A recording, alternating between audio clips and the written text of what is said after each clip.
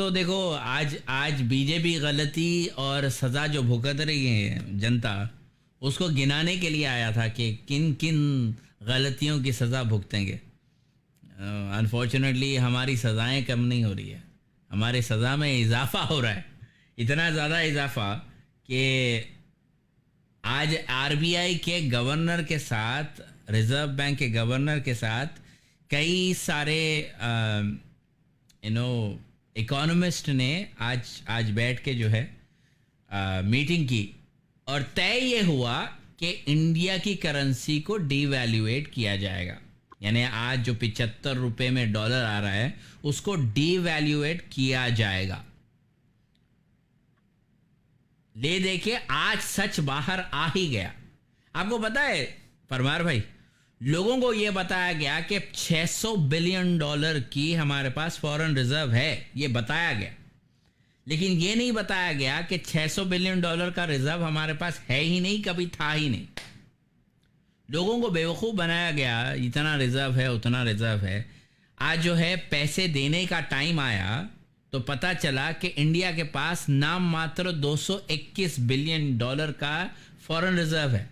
ये था सबसे बड़ा धक्का देश के लोगों को, जिनको ये नहीं पता है उनके लिए ये सबसे बड़ा धक्का था कि इंडिया की करेंसी डीवैल्यूएट होने वाली है अगले 2 महीने के अंदर।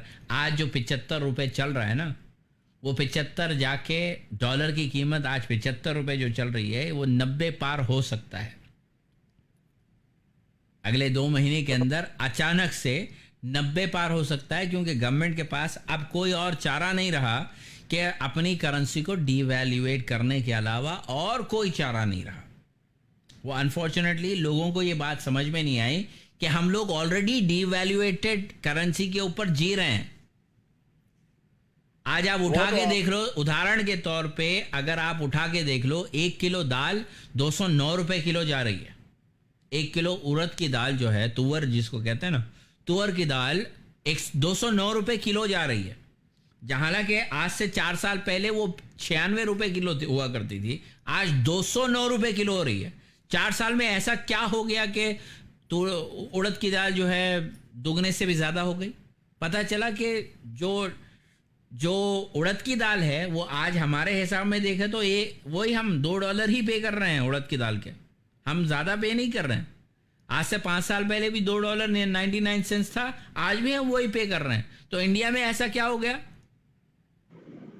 आप यूके में हैं, आप बताओ, आप जो दालें खरीदते हैं या फिर आप कोहिनूर का अगर आप चावल का थैला ले रहे हैं, 25 किलो का चावल का थैला आपको वही 24.99 में ही मिल रहा है ना, 24 पाउंड्स एंड 99 पेंस में ही मिल रहा है।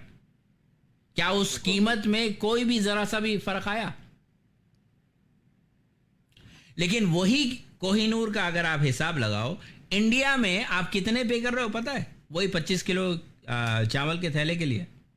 अब वो 25 किलो चावल का थैला आपको बासमती जो 2 साल पहले मिलता था, 3 साल पहले मिलता था, उसका दुगना रेट आज पे कर रहा है आम इंसान। दुगना कैसे हो गया? 4 साल में रेट दुगना कैसे हो गया? वो तो आप भी जानते हैं, मैं भी जानता हूं। जिस टाइम रघुराम राजन ने इस्तीफा दिया था, उसने बता दिया था भी इंडिया की जो इकोनॉमी है जो उसका पट्टा बैठ गया है। जो वो जानते हैं ना आपने? तो जी आपने बिल्कुल भी जानता बोला हूँ। था। देखिए, रघुराम राजन से कई बार बात हुई है। वो कहता है कि देश को डुबोने में सबसे बड़ा योगदान देशवासियों ने किया है, हाँ सबसे हाँ, बड़ा बिल्कुल योगदान देश के लोगों ने दिया है। आज जो डूब बात गए, की है हम भाई, बर्बाद हो गए, इसमें सबसे बड़ा बात योगदान हम ही नहीं दिया है, हमारे अलावा और कोई इसमें दम नहीं था कि इतना कुछ कर सके। अरे भाई आगे देखो, पता क्या है, मोदी देखो, हम मोदी को गलत बोलते हैं ना। मोदी ने जिस टाइम नोटबंदी किया था ना, उस टाइम मोदी ने देख लिया था भी ये जो लोग हैं ये हिजड़ों की फौज है।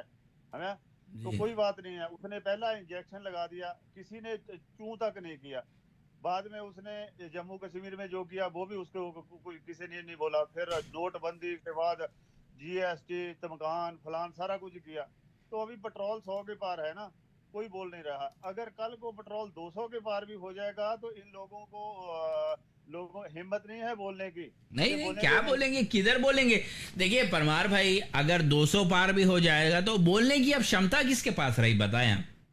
आज लोगों के पास क्षमता नहीं रही, आज लोगों के पास हैसियत नहीं रही बोलने की। अच्छा एक बात और है, अब मैं मेरे से पहले वो भाई आपसे बात कर रहा था अफगानिस्तान की। वैसे मेरे मन में शंका है यार, पता नहीं क्यों,